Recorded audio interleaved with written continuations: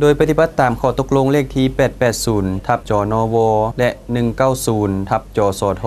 ของทานเจ้าเมืองสังทองว่าด้วยการจัดตั้งการเคลื่อนไหวของคณะกรรมการระดมทุนเฮือนน้ำใจให้พนักงานบำนาญปฏิวัติอาวุโสที่มีความทุกข์ยากขาดเคินขาดบอนเพิงพาอาศัยฉะนั้นในวันที่28กรกฎาคม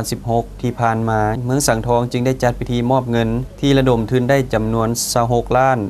210,000 กีบในนี้มอบตัวจริงจำนวน22ล้าน